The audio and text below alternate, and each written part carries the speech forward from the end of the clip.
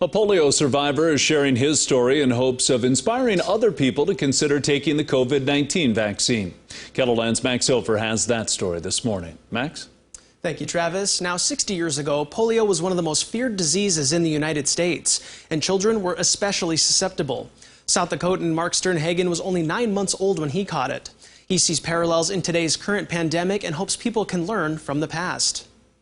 Mark Sternhagen was born in Scotland, South Dakota in 1956. He says at the time his hometown wasn't a high priority area for the polio vaccine. When it did come to town that December, he was running a temperature and the protocol at the time didn't allow for vaccination if you had one. My siblings had been vaccinated. They didn't catch it. Obviously, we did everything together.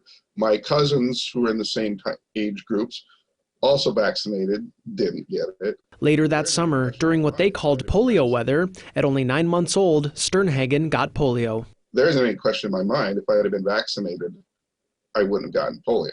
While it cost him his ability to walk, he didn't let that stop him from believing in vaccines. The idea that people would choose not to vaccinate for COVID, like I said, it really bothers me. He says he links a lot of people's fears of the COVID vaccine to what they read on social media. A popular skepticism is that people claim it came out too quickly. With the vaccine, I'm like, ask your doctor. What's he think?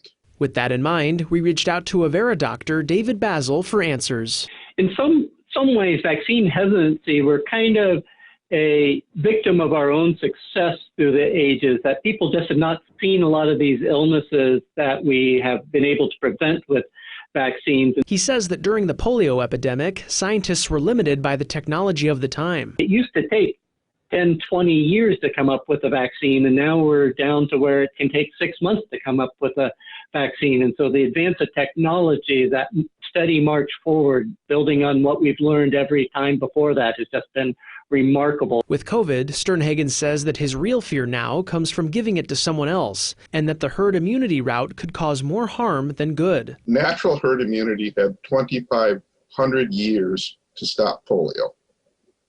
And it never happened. It just kept getting worse and worse. He hopes that learning from the past can help heal our future. Now in South Dakota, everyone aged 16 and older is eligible to receive a vaccine. Several locations now offer walk-in appointments for a shot.